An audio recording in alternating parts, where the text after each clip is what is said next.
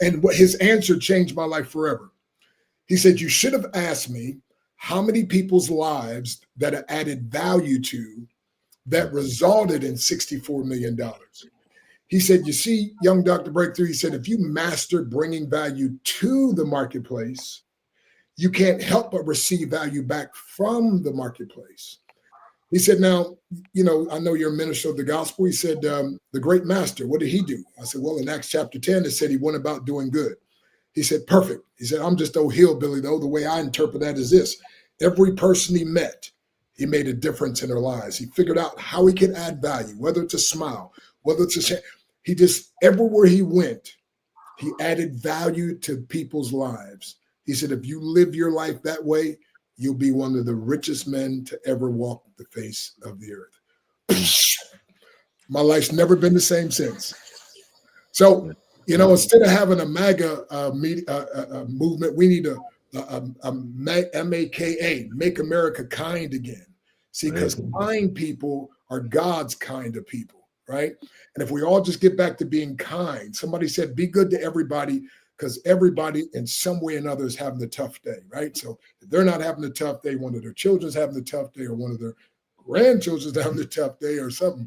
And so I appreciate what all of you are doing and what all of you represent, because it's people like you that are making the difference, one person at a time, one book at a time, one television show at a time, one radio program at a time. So God bless you. Yeah, and I think that's huge. I think I think we get wrapped up so much in our own busy lives that we don't take that time to make a difference in somebody else's, right? Is it time For Damond to tell us what's going on in his world? Well, you can, yeah. Well, I mean, for me, it's pretty simple. I just do my best to keep loving people. And I'm always reminded, I can't remember if I ever told this story on here, but there was a speaker years ago, Charlie Tremendous Jones. Remember him? So one of my mentors. Really? Yes. That's crazy. So I met him. I was an Amway distributor years ago, and we had a convention, and Charlie Tremendous Jones was the speaker at the convention. And so that Sunday, the group that I was with, we hung around because we wanted to get a chance to meet him. And so we're standing in line, and as people were approaching him, and he had this thing where he would not hug women. Like he would kiss their hand, but he would hug men. He wouldn't shake a man's hand. He would hug men, kiss the lady's hand. So as we're going through this line, I guess he had to go. He's just moving people through pretty quickly. But when he got to me, for some reason, he hugged me and he held on to me. And so I'm like, okay. And he was like, young man, I want to tell you something. You're going to have your heart broken many times in your life. And I chuckled, because at this time I'm like 21, 22, right. And I'm like, no, I'm the heartbreaker. What are you doing? And so he said, no, that's not what I'm talking about. He said, you have a lot of love in your heart. He said, I can just see it in your eyes. It pours right through your eyes. And that's what I mean when I say you're going to have your heart broken many times, because you're going to love people in a way that they're not going to understand, and they're going to break your heart time and time again. But do me a favor, whatever you do, don't ever stop loving people. So when I get frustrated with people and the stuff that's going on in the world, like that memory always comes to my mind. And then I always start looking at people with compassion. So everybody I run across, I try to think, okay, what is it they're going through if they're having a tough time? Or when people are clashing, I'll ask the person that's confiding in me, it's like, do you know what's going on with that other person? Are you sure what you think is happening or what they're doing to you is because of you, or is it something that they've got going on? Maybe look at it from that lens, take some of your bite out, and then you guys can sit and talk. And so that's what I do my best to do, is just love people no matter what. And well, you're in the grind every day. I mean, you work at a high school. Right. Yeah. High school, middle school, and I help at the elementary school too. So dang. Yeah. So you get yeah, but just for this isn't a normal high school, middle school, elementary school. No, so I work at a therapeutic day school, so we work with students with social and emotional disturbances and kids on the autism spectrum. So we have kids with anger issues, depression, drug addictions, all of those things. So we work with those kids every day, and my job is when those students get overly dysregulated and the classroom staff are having trouble, I come in and I help students regulate. And so, like I said, I work with the high school, middle school students, which are in our building. And then I used to go and travel to the elementary school from time to time, but they actually moved in the building right next door. So I spend quite a bit of time there too. So I'm just, I'm helping students wherever I can and doing my best to help the staff, as well, because they're struggling too. So that's where I have to pause and go, okay, they're clearly struggling with something too. So I'm not going to judge them, just going to help them, support them. And maybe I can, show them a different way of dealing with these issues. Yeah. But my daughter, Lucy, the 16-year-old who just went through the surgery, we watched Airplane, the movie. Right?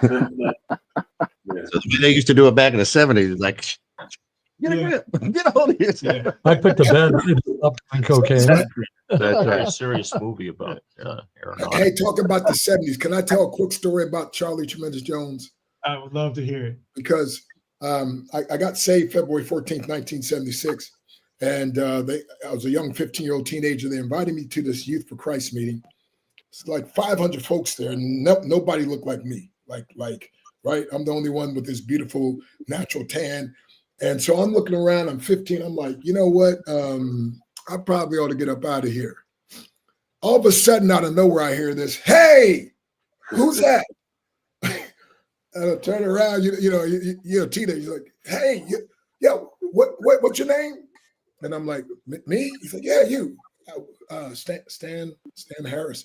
Stan Harris. Oh, hey, y'all, he's here. Oh, my. And he comes over and he hugs me. And, and I'm like, oh, man, this guy will get off of me. What is he doing? But anyway, for the next 3 minutes, seemed like it was 5 minutes to an hour, but I'm sure it was only like 2 or 3 minutes. He just bragged. He didn't even know me, but he made me feel so at home. I don't know how he picked. Well, obviously God spoke to his heart or something, but he made me feel like I was the most special person in the room. And so I said to myself, I'm not going anywhere. Man, I feel great, right? Little did I know he was the guy that was going to be speaking. And then little did I know, when I went off to Bible college in psychology class, we were reading his book, Life is Tremendous by Charlie Tremendous Jones. God bless his soul in heaven now. But he's the one that made the statement, fame shall be the same you are today, 5 years from now, except for the books you read and the people you meet. And Myron Golden was the first guy I led to Christ 48 years ago. And we used to go by Charlie's bookstore, and every time we'd leave, he'd sell us a bunch of books, but he would read to us, take us in the back office, read to us for a while, but just amazing. And he would tell us stories about when Zig Ziglar first came to Christ, and he would mentor Zig on doing business God's way and the kingdom way. And so one day he called me, he said, hey, a billionaire asked me for advice, and he said, I got him speaking at a conference. I'm setting you up to speak with him. But I was like, why would you do this? He said, I just want to bless you, So when you talk about doing well and things, that's another memory that comes to me. But Charlie Tremendous Jones was always one of those smiling, guys. One time I said, Charlie's married 66 years. I was like, what's the secret? He said, you really want to know? I said, yeah. He said, I refuse to allow her to ruin the life of another man, and she refuses to allow me to ruin the life of another woman. We said we both gonna stick in here and take it like men and women. But he said, serious though, the secret, he said, if there is a secret, we read to each other. And Gloria, she's been trying to tell me stuff for 20, 30 years. I can't hear her, but when I read it in a book, when I'm reading her now, I get it, and vice versa. And so, of course, I started reading with my wife. Anyway, so God bless Charlie Jones and his memory. Amen. I was really struck by what you were saying about how you're going to have your heart broken over and over again, because I know somebody who just recently had their heart broken, found out that their boyfriend was running around, and my concern there was that they wouldn't become cynical and hardened, and I think that's the trick. It's how do you keep going and not let that, change you in that way? So. Yeah, it's tough, but the thing you have to remember is that first off, you have to love yourself and be willing to accept that things happen to you, but it's not an indictment on who you are. Things happen, we deal with them. As long as you can understand and keep knowing that you're valuable and you have value, Amen. because something happens to you that you're not the thing that happened to you. Yeah. You know, Yeah. and so I think that's the important thing that we all have to recognize is that we all carry value. It's not in what we do. It's not in what we have. We're created by God. Yeah. So that's where our value lies. Just two quick shout outs. We've got Jamie on. Good morning, Jamie. This is Dr. Casual Pitts. It's this family for him. She says that the podcast background with guitars and instruments is amazing. Yeah, we've done a lot of work here to try to make it feel good. And absolutely keep loving with the heart God gave you, no matter what. And then we got our good friend Luke up there. Luke, the sticker dude. the sticker dude.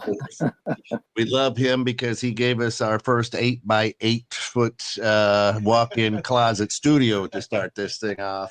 We've blown up into a 1,600 square foot, three studios that are twice the size. It was literally, Kent and I were at Yeah. the table in the studio. There wasn't room to go around over to Yeah. the soundboard to make adjustments. It was a start. It's tight. And And when Pete was sitting there doing his morning show, it kind of looked small, that place. yeah, Uncle Pete in the morning doing his thing. And hey, Luke, you've been in my prayers. I know a lot is going on there with the family. Yeah, and that's good. it sucks. But know that we love you and we're here for you if you ever need it. So Amen. One of the things that's happened for me with this last surgery, I was fully not weight bearing on my leg, but I felt great. I had no pain from the surgery at all, and my creativity started really flowing again, which it hadn't in a while. So I'm going to share this with you. I wrote this a few weeks ago, but I think it really talks about how we can change the world. Each and every one of us. And it says, when I wake with purpose, clear and true, and I greet the dawn with a brighter view, when fear no longer holds my hand and I have the strength to take a stand, when kindness flows from heart to speech and patience guides the truth I teach, when I can listen and really hear and offer love instead of fear, when mistakes are lessons and not my chains and growth is worth the growing pains. When I forgive and let anger go and let my inner wisdom show, when I embrace both loss and gain and find the joy inside the rain, when I stand tall in who I am, yet humbly serve my fellow man, when I choose courage over pride and lift another to my side, when I become a better me, then we become a better we. And when we become a better we become better neighbors. And when we become better neighbors, then we have a better neighborhood. And when we have a better neighborhood, we have a better city. When we have a better city, we have a better county. We have a better county, we have a better state. When we have a better state, we have a better country. And when we have a better country, then we have a better world. But it all begins with me. And in that list of things, there's 14 of them in there. Be a little kinder, be a little more patient. Stand up for something that's real. I hear a lot of people standing up for stuff today, but I'm not sure what it is. But be someone who wants to make a difference. Many years ago in the military, we went through an exercise of putting down our life's purpose, our mission statement. And my life's purpose is exactly what Dr. Stan said earlier, is to make a positive difference in the lives of everyone I touch. And I've always tried to do that. And I think the last couple of years with everything I've been through, it's been a challenge with the cardiac surgery, with the infections, with, oh my gosh, what's next? What do you got for me next? I won't say I lost it all like Job, but there was a little time in there where I was feeling like Job. Okay, you already fixed this knee. What do you mean you got to do it again? But coming out of this last surgery, all of a sudden I feel awake again. It feels like I've been on a sabbatical somewhere, and I'm back, and God has called me back into the coaching realm. And the first 3 people he brought to me, one of them went through a bad divorce, one of them's brother died, and one of them had another major issue. You want to give him a shout out? Yeah. I don't think that would quite be appropriate, but nobody hires a coach on their best day, right? It's when they're struggling, and to be that person who could be in their life when they're struggling it's a blessing, and kind of a curse all at the same time, because I live it with them. And you talk about heartbreaks. I go through it with them, but then we get better together. And that's kind of the call here. Well, I mean, the amazing thing, of course, growing up in Iowa is, hog farmers don't know that they smell like hog shit, right? You know what I mean? That's money to them. They smell rich. Something wrong with that? Money. Right. You know what I'm saying? And the funny thing is, growing up in Iowa, is that I smelled weird to them, and It's yeah, flower. yeah, right. But what happens is we don't, hey, why do you smell that way? Right. And well, that's because I run the biggest hog farm in Iowa. I'm a multi-billionaire. The bacon that you're eating right there this morning, that's my bacon probably. Right. And yet I go, whew, this dude needs to take a bath. Right. And not even knowing what that person brings to my life. And that's a tough thing. John, glad to have you with us down there. You're doing a lot of good stuff with the mind and combat brain training, the Kennedy method. That was easier. What are some of the things you're doing as you're out there just to connect and make a difference? Couple of things, and it's the brain, not the mind. But I just want to comment on this. One thing everyone in this group understands, but a lot of people don't, is that when we give ourselves out to help other people, it's not something we do, it's who we are, right? I mean, you guys are the same way. I make a point, every person in the grocery store, I know the handlers, I know the baggers, everybody, I know them by their name, and I try to build a relationship. Some of the most blessed times I had was, so I used to live in Chicago, guys. A lot of you guys from Chicago went back before the pandemic in the Loop. The homeless guys, I got to know them. They had the most amazing inspirational stories. And so I think sometimes by giving ourselves to others, as God wants us to do, we are blessed so much more back in return. Here in Las Vegas, and actually going back to what you're talking about the phone and the brains, we talk to parents a lot. You're absolutely right. The more we rely on that digital interface, God made us analog, right? We need to interact with people. And so when they're sitting on that phone, they're just not getting the stimulation they need to grow their brains. That hurts their critical thinking. And I really want to read that book about the boy and his great grandfather, because that's where the bonding happens. We had a ministry in our church that would always pair up the young kids with the older seniors. It was a really beautiful thing. Back here in Las Vegas, doing the same thing always. Tim's helping me, of course, working with athletes, with kids, a lot of kids, inner city kids, helping them not just with emotional regulation, but their ability to play sports, their ability to do better in school. So, wherever God kind of leads us, he's given us this ability to change people's brains to be faster, more focused, regulate emotions. And so we're just kind of trying to figure out where he wants us to go next in that journey. Love it. I love it. And it's showing good results, which is awesome. Oh, amazing stories of recovery and performance improvement for sure.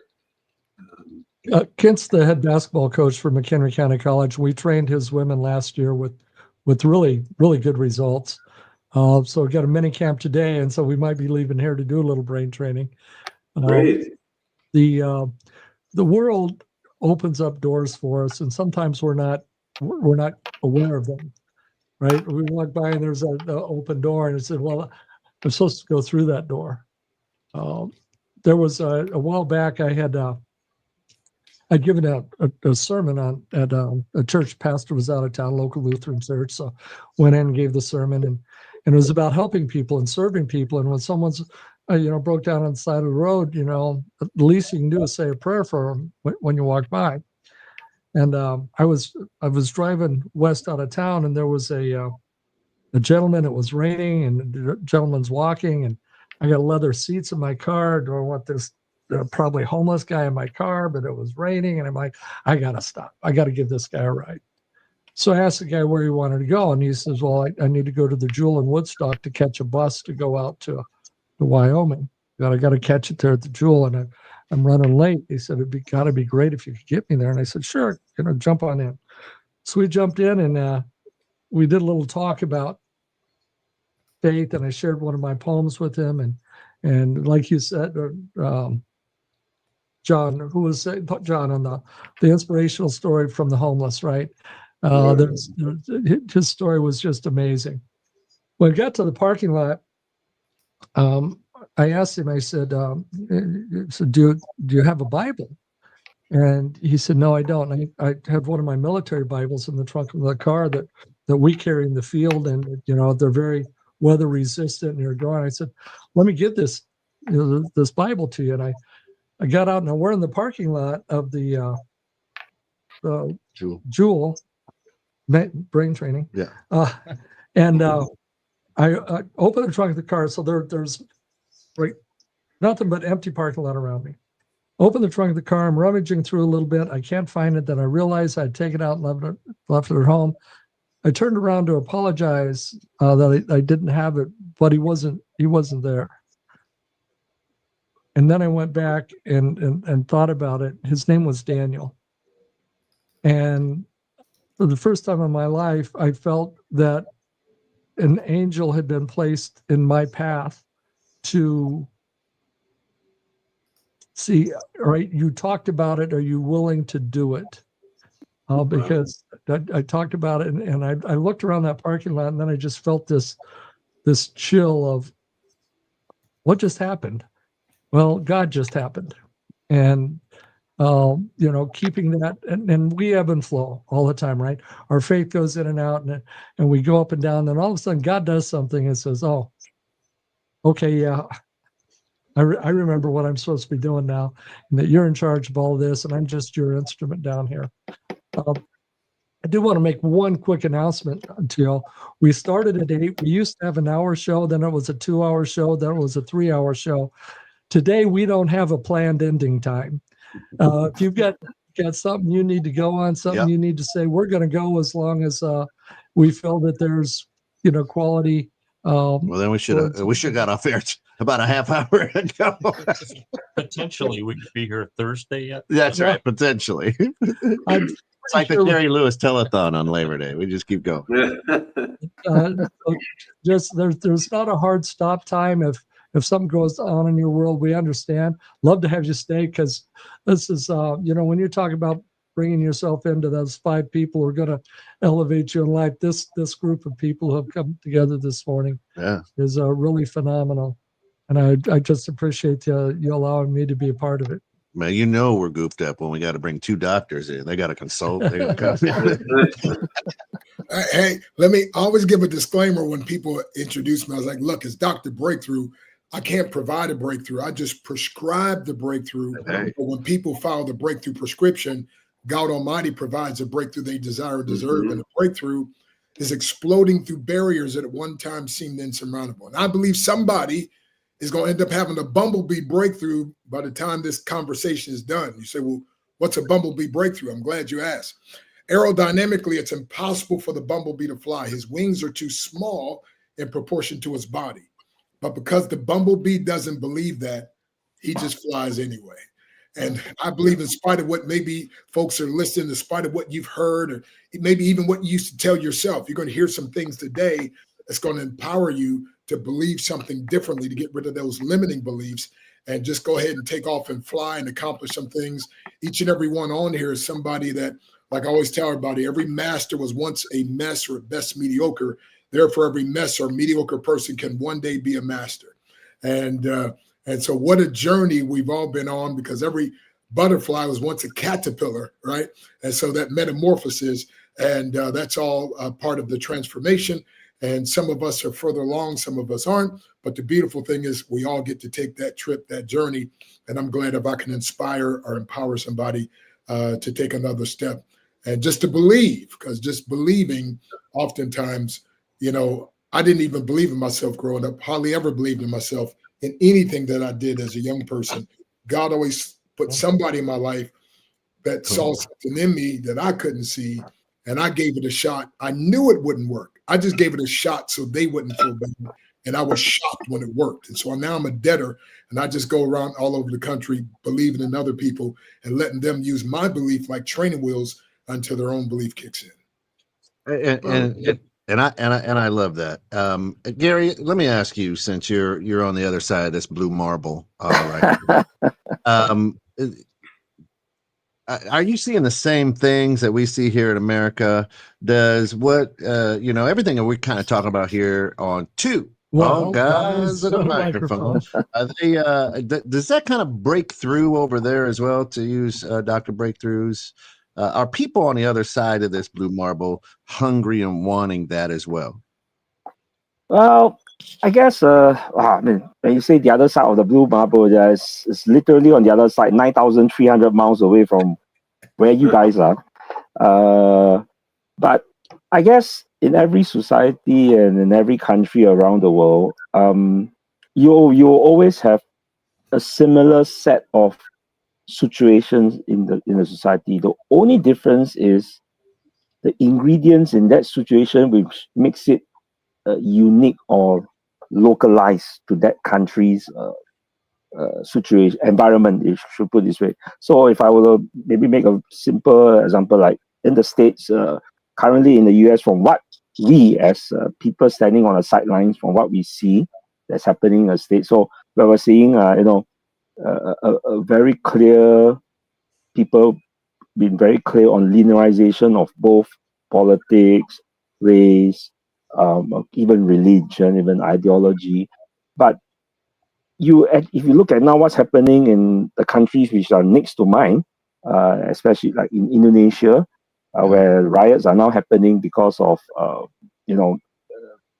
privileges being given to sitting members of parliament, which increases their allowances like 100 times above the minimum wage of an average Indonesian worker. And then you have situations happening in even in Thailand, or even in Cambodia, or even in Vietnam. So I guess I can say that most countries do have the similar problems. It's just that what creates those problems is what makes it very unique. So in Indonesia, it's not about being on which side of the party or something like that. It's basically the people against the government now. So that is no longer along the party lines. It's regardless of which party you are in the government, the general folks of Indonesia are now against the government as a whole. And every party is fair game. So you can draw parallels between that and in Singapore and in US. And you're right. It's just the fact that people, I think for the current technology that we have, be it Facebook, be it TikTok, be it Instagram, or be it up and coming technologies that you're going to see in future, I think these have created a lot of echo chambers when it first came out. Facebook came out in 2007, so you're talking about almost 18 years ago. I think it started to create echo chambers, and those echo chambers are very, very strong today, in which people just only believe in themselves and they don't agree to disagree. And I think this is probably a bit of a cause for concern moving forward, especially with the younger generation, as they are born into these echo chambers, and their perception of worldview and current views are very shaped by echo chambers inside there. So this is something I think everybody will have to look out for, because it might get worse in the coming years as technology pushes ahead very fast. Yep. And that's what I love about Gary. It brings the view from the other side of the globe. But let's do this real quick.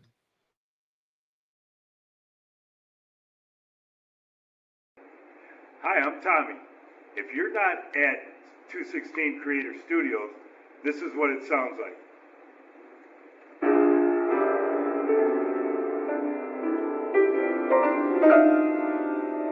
Now, if you are at 216 Creator Studios, this is what it sounds like.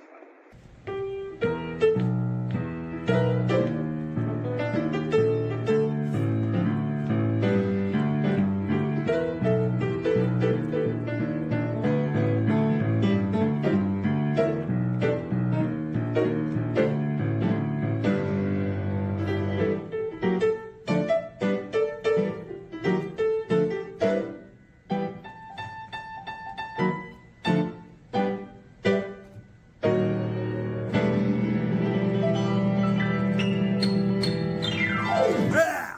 216creatorstudios.com. Always good. Time to come in here and tickle those ivories all day long. Let's just put up what Jamie said real quick. She says, I can testify that Dr. Casual Pitts and meeting him has elevated my mind, my happiness, and poured so much into me and both my grown children.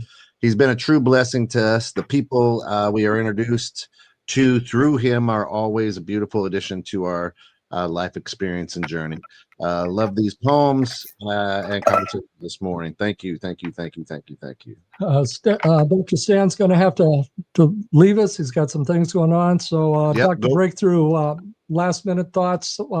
Say something that'll change our world. Give us a little bit of your spark and lightning.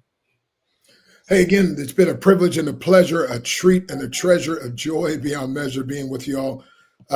This month of September, I've got a quick little acronym that I'd love to leave with you. And September stands for supernaturally empowered, pressing toward excellence, manifesting breakthroughs, experiencing riches. And I don't just mean physical riches. I mean richness in every aspect of life. That's what we want for you for this month of September.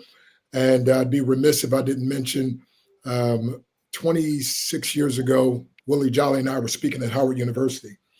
And he said, Dr. Stan, he said, branding is everything. He said, I know you got, Doctor in Divinity and PhD in martial arts and a few credits away from Doctor of Naturopath. He said, but you need a branding. He said, you're the guy when somebody needs a breakthrough. He said, when I see you speak and you break those bricks and boards with fear and procrastination things written on it.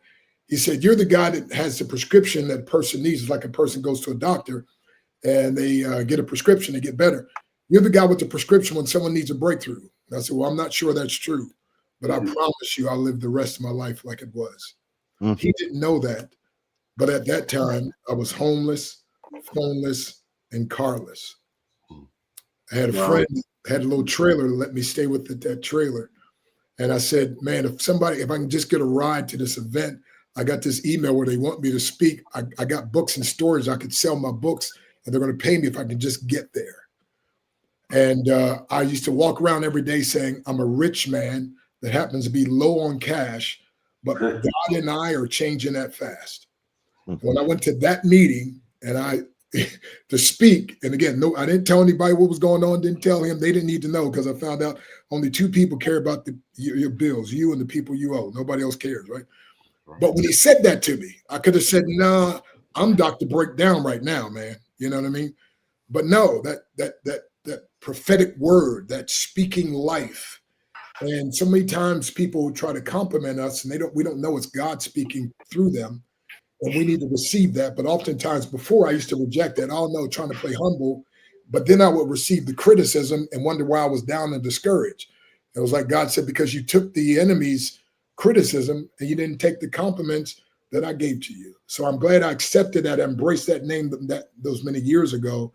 And of course, now it's came true and I've spoken in all 50 states, 28 countries. So I said that to say, you just never know where people are and you just never know where you're going to end up. So just take the steps one at a time. And I believe something has been said, will be said, that if you're listening, if you'll grab hold of what these powerful, humble servants are pouring into your life, I believe you'll be like I was, Dr. Breakdown to Dr. Breakthrough. And that's what we want in your life. God bless. Thank you. Thank you for that. Wow. Awesome. Very powerful. All right, Doc. We'll see you. We'll be down in Thanksgiving. I'll give you a Happy shout. Labor Day. All righty. All right. Blessing.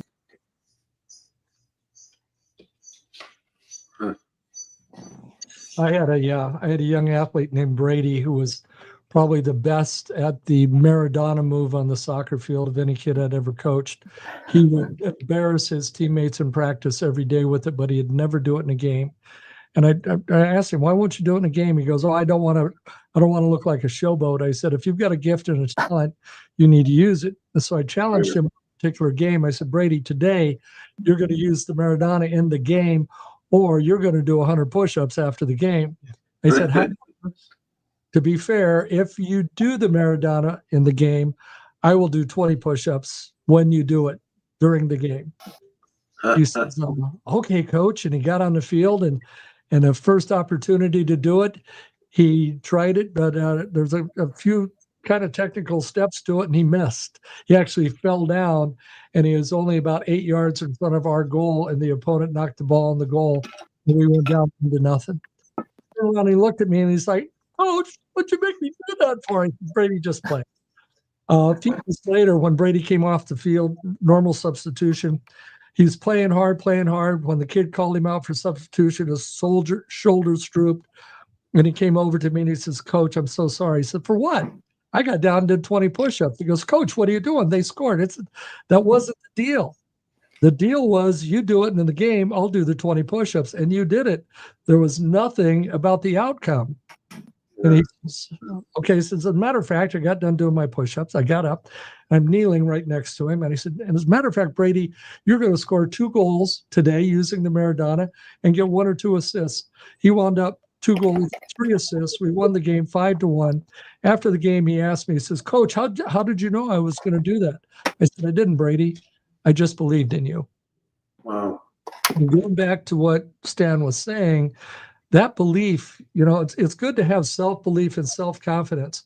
But when you have a coach or a parent or a teammate, somebody that you respect, and they express a true, undeniable belief in you, your abilities soar through the roof.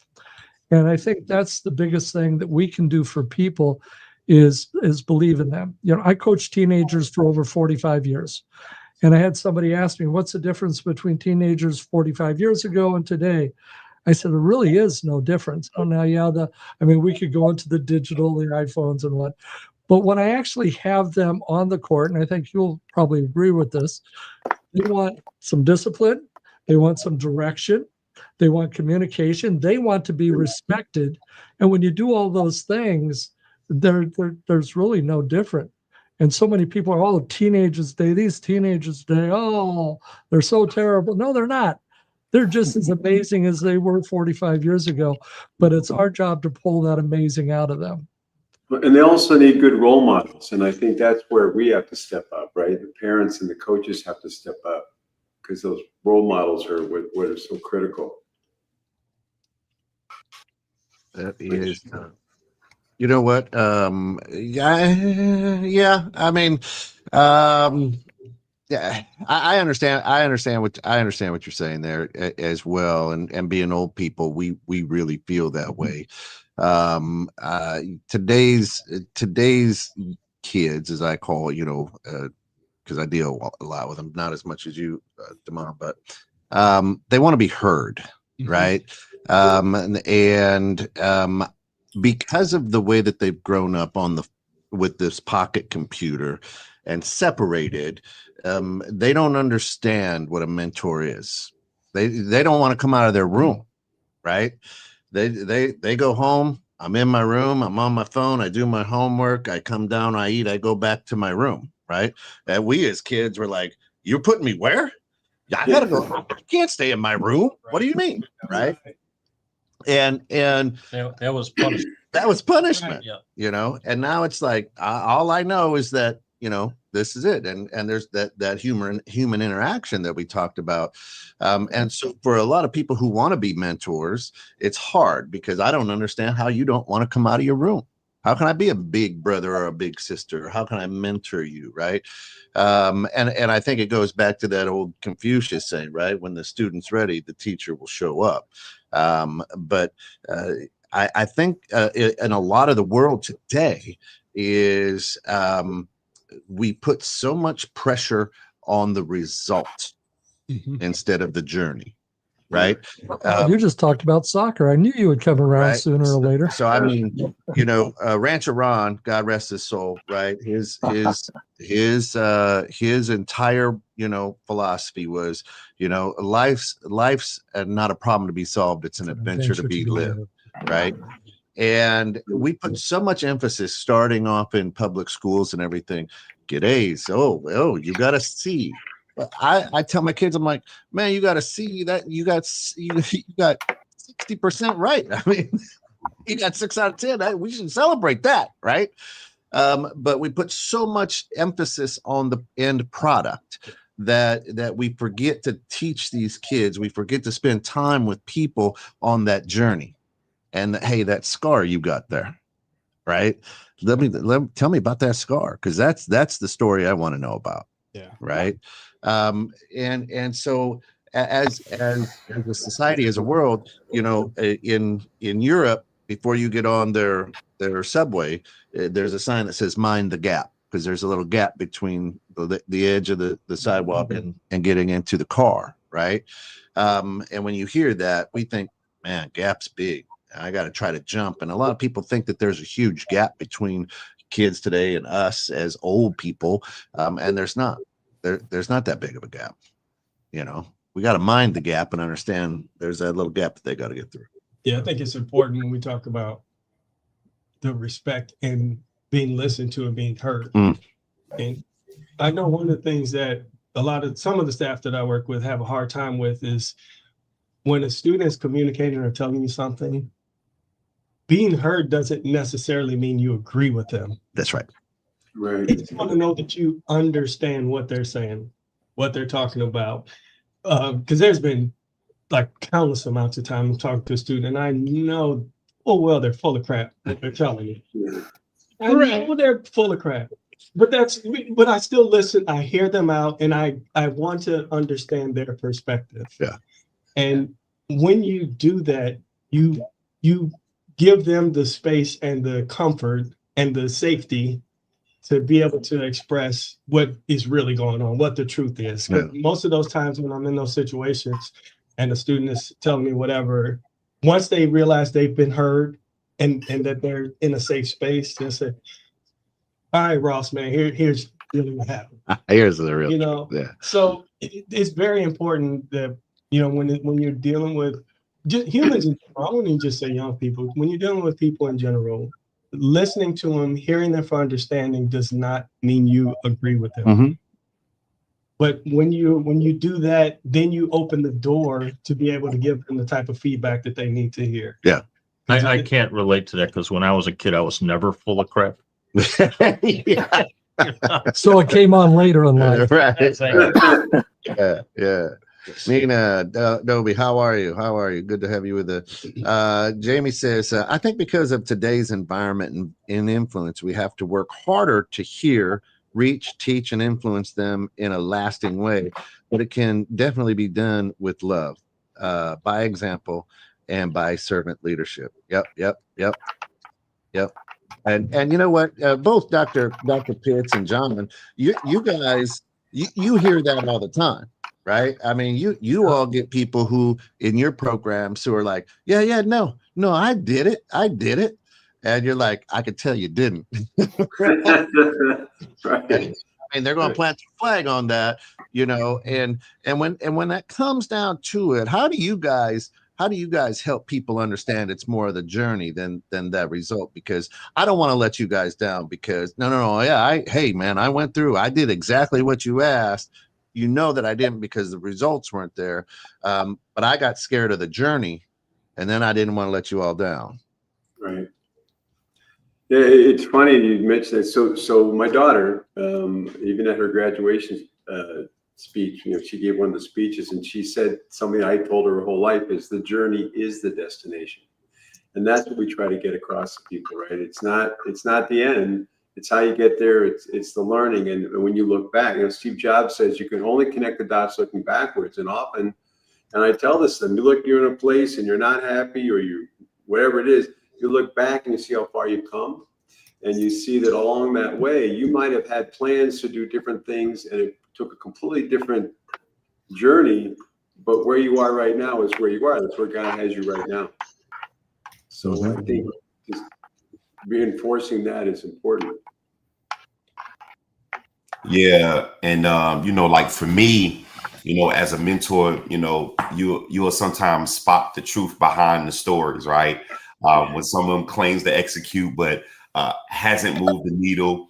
Still, as a mentor, your role isn't to call them out, but to lift them up. Stay positive, inspire, you know, and remember that growth happens when honesty meets encouragement, right? And that's kind of, you know, one of those things, because you got to keep in mind that, you know, we know that there's only one John, there's only one Dr. Pitts, there's only one Kent.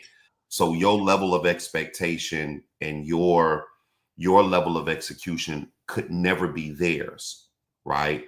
So it's about meeting them where they're at or where they think that they're at, and then elevating them from there, right? Because at the end of the day, the work ethic will always outweigh what verbiage will say, right? That's why the saying is documentation will outbeat conversation any given day, right?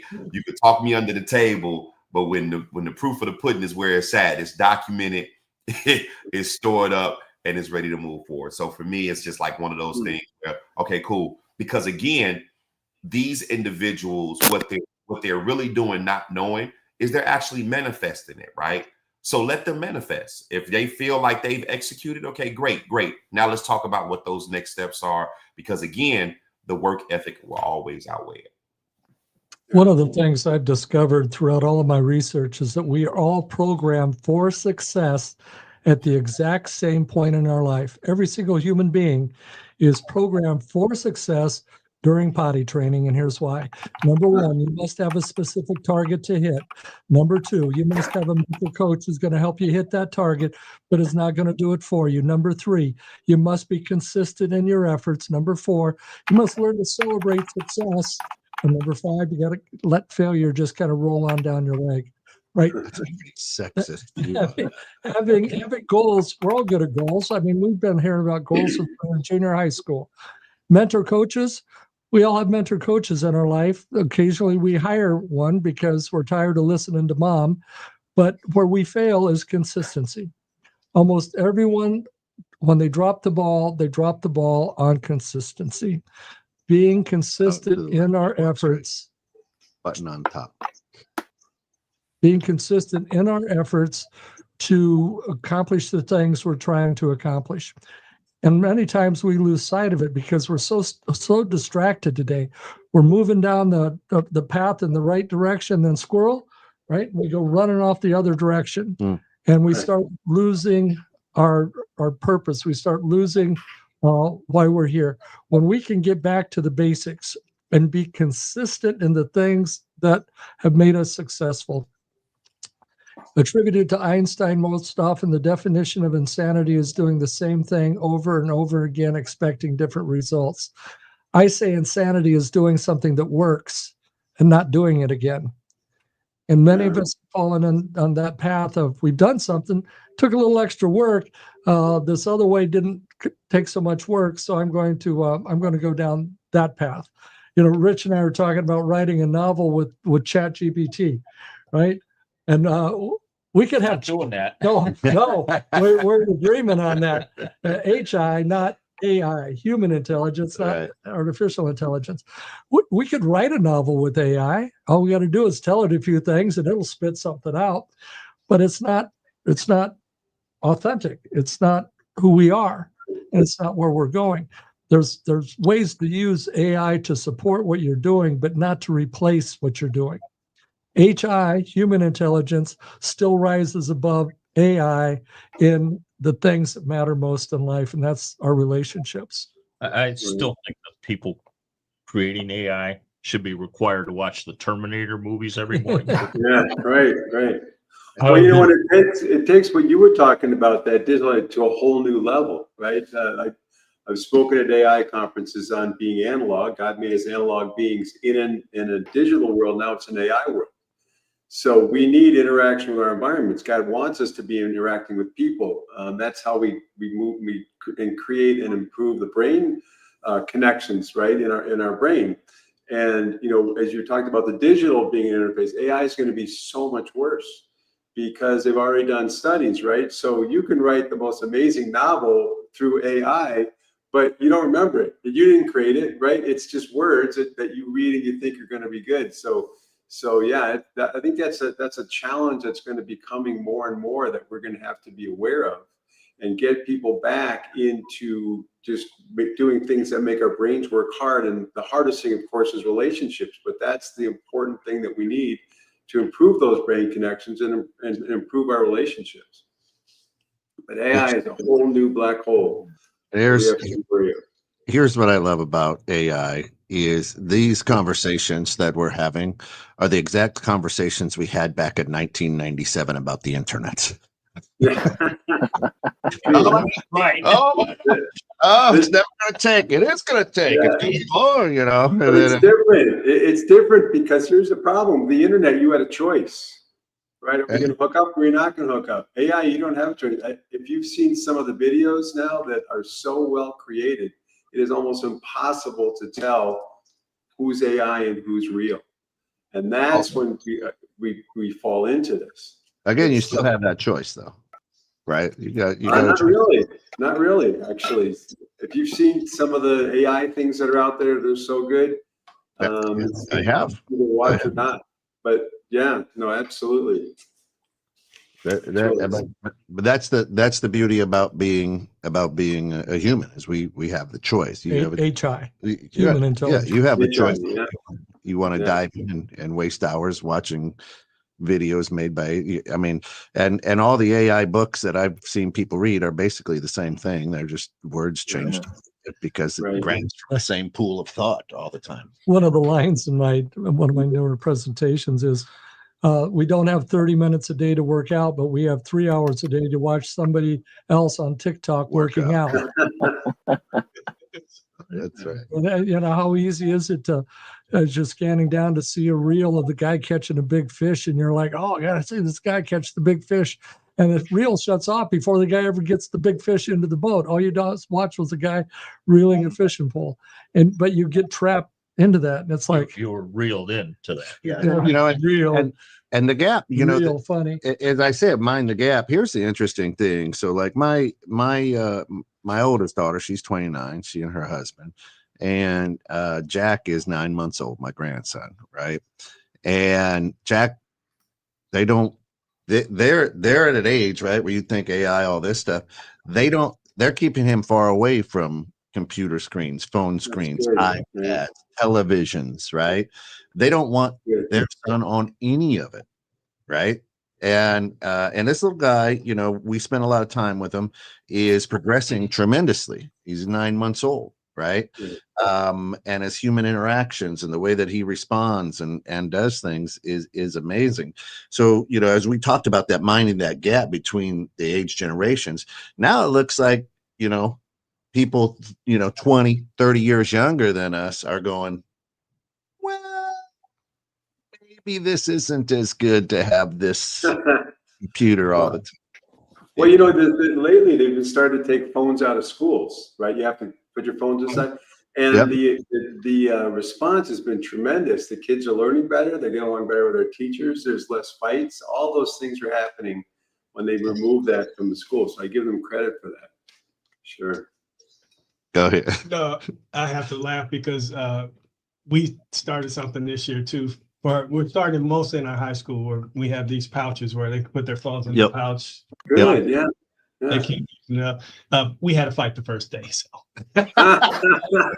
Well, probably addicted, right? Probably addicted, and they going through withdrawal and had to let it out, right? Yeah, but now they're best friends like it used to be. You used to beat somebody up, and you're best friends the next day. Right. No, they're still good along. My school's different. My school's different. Yeah, that's funny. Yeah. But I think that's the beauty. You know, that's what Two Ball Guys is all about too. Is just throwing these conversations, having these good conversations like that. But understanding that you know, my mom and dad are in their 80s, right? And I'm blessed to have them both here. They're just a year older than you, and is you know, the idea of you know, when they were growing up in the 50s, right, to today.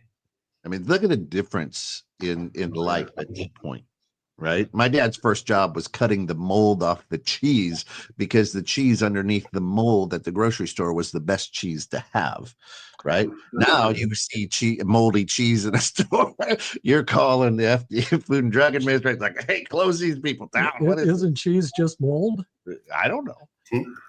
I don't. Well, that's like the best cut of the steak, right? Yeah. They Aged. cut off the Right. Right. I want to get one of those steaks. I'll let you. I'll let you.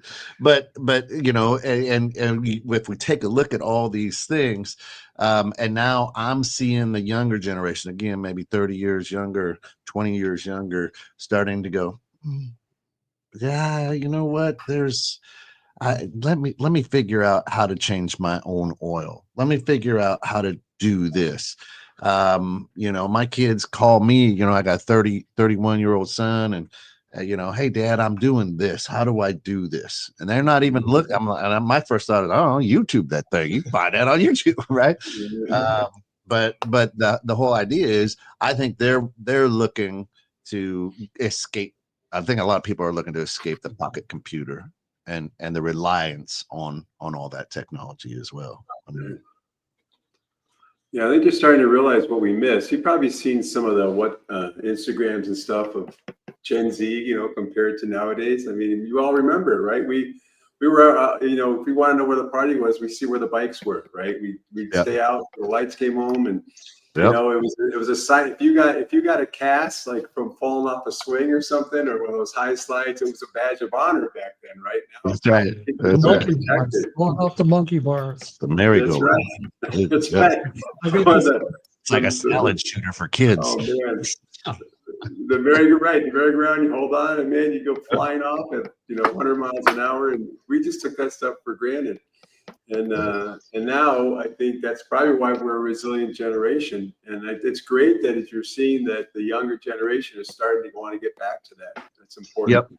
Yep. I think so. Listen, you know, where are we at? What do we got? Oh, we're about at 90 minutes in right now. I'm gonna have to take off. Yeah, it's been a great morning. Here's the deal. And here's what I want to tell everybody. And Dr. Pitts, I want you to give a shout out and let people know how they can find you and what you're doing and how you can do it.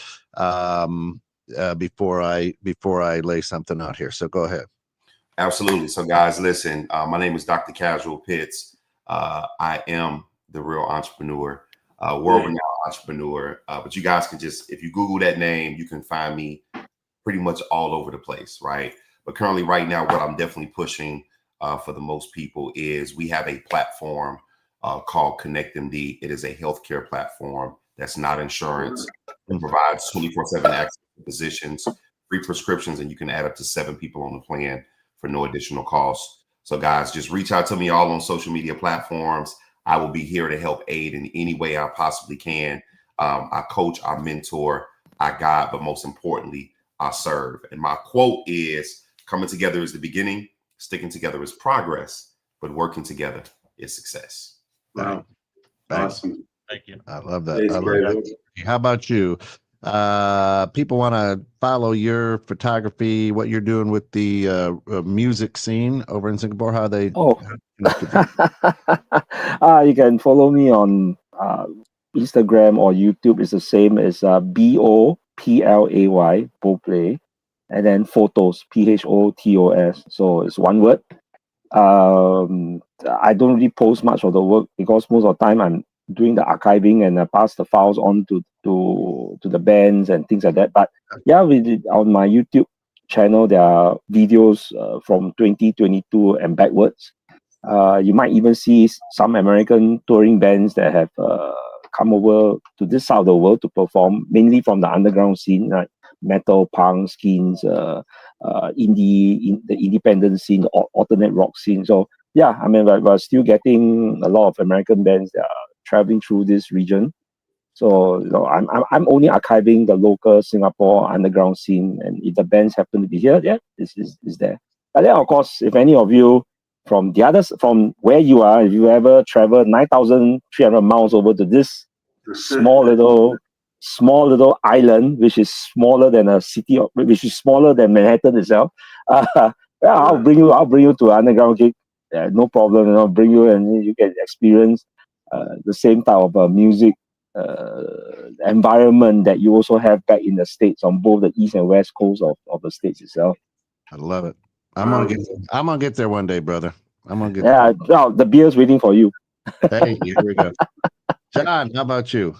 Yeah, so it's interesting. So again, Tim and I, what we do is we change people's brains to be faster, more focused, and everything we do flows through the brain. So we have tremendous improvements, not just in physical benefits, but so we work with high performers, athletes, as you know, from all levels, all the way up to pros. We work with people with autism. Tim's doing great progress with a guy with dyslexia. We've got autism, ADHD, strokes. It doesn't matter what they're struggling from.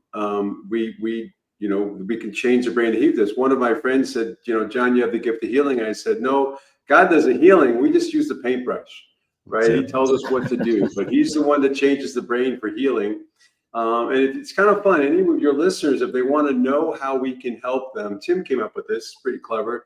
They can just go to ChatGPT, talking about AI, right? Go to ChatGPT and type in, how can combat brain training by John Kennedy help? And they can put anything they want in there. I had one friend put in late night snacking and he got a response, right? Mm-hmm. So it doesn't matter. There's enough data out there from what we've done over the last almost 20 years where people can get a response, then they can reach out to Tim or I and continue the conversation. It's amazing. Yep. And it's just at combatbraintraining.com. Combatbraintraining.com. And go to the testimonies page. Start there. Look at some of the changes we've made in the lives of people. And just recently, he mentioned the guy with dyslexia, 53 years old. Bob. But he was struggling with the arrows, so we changed the colors with him. In 6 weeks, this is a man, in order to read a page out of a book, he'd have to scan it from bottom to top slowly, scan it from right to left. Once his brain recorded all the characters, then he could slowly read the page. After 6 weeks, he's reading a page out of a book like a normal, whatever normal is, individual, like neural. Oh, yeah, hey, look at a big words. And by the way, don't forget the brain. So many people say, I tried to find combat training. I couldn't find it, right? We don't help people with combat. Yeah. We train their brains for combat, right? We're all in combat one form or another. So combat brain training is Love it. what Rich, where can we find your books? You can find the 2 young adult novels on Amazon. The biker novel is also on there. But for some reason, Amazon's made that very difficult to find. Of course. So give us the titles of the books once more. The biker novel is Banshee Riders. Yep. The young adult books are The Burning Sea of Iron Bottom Bay and A Ghost of Lexington and Concord. Or you can stop by Kim and Patty's in McHenry, Illinois, and pick up your own copy from the cash register. That's it. Absolutely right. That's it. I saw a stack of them there yesterday when I was over there. Damon, you're still doing some coaching, still doing good stuff? Not much, but yeah, always available. That's it. I'm not on socials very much anymore, but you can. I still check from time to time my messages. So Damon K. Rollins. I watched somebody work out for 3 hours on TikTok. That's afterwards, I was exhausted. My eyes were fell asleep twice. Listen, here's the deal: is watch for the fourth quarter. 2 ball guys and the microphone. Be coming back. on a bi-weekly basis. We're going to be coming back every other week, twice a month. Moving forward in the fourth quarter, we're just ironing out some things. If you want to be part of this great platform, 216 Creator Studios, reach out to us at info@216creatorstudios.com. If you have a podcast, if you have a show, if you have anything that you want us to blast out to our reach of about 35 million, we will absolutely love to have conversations with you. If you own a business, if you want to sponsor shows or just put commercials out on our airwaves, we're always open to that as well. We are here to help the small businesses in America and around the world, because that's really what makes the heartbeat of everything, I think. So, but listen, I can't thank you all enough for jumping on this Labor Day morning here in America, and Monday night over there in Singapore. And there's where Dr. Pitts got his link up there. And listen, well, I'll let you take us out because I think we're at that time. Well, yeah, it has been. Again, thank you so much for being part of it. Every individual that joined us today has made a difference. In that second to last line of the poem, when I choose courage over pride and lift another to my side, pride says, I'm the king of the hill. Courage says, come on up. Let's take this thing together. And that's where we want to be as we're talking and getting the two ball guys back up and running. Each of you individually would be great guests on our program, but people who would be great guests on our program to help us move this forward. So watch for two ball guys coming back. Who knows, that the demand might be so high that we might but over the next few months, look for us bi-weekly. Two ball guys are back. April's still not going to let me shave, so I'll just have to. It's either I identify as a bald guy or I'm a bald guy undercover. We'll figure out which way we're going. Our life is all about making everyone else's life a little bit better, because when your life gets a little bit better, ours gets a little bit better. Going back to what was said earlier, the giver always gets more than the getter gets. So as we give and give and give, the return is going to be phenomenal. We might give somebody $5 to buy a hamburger, but we get another stamp on our path to the kingdom. So be blessed. Thanks for checking us in. Yeah. We are two ball guys and a microphone. And we do approve this. Now it's time to get off the bench and get back in the game.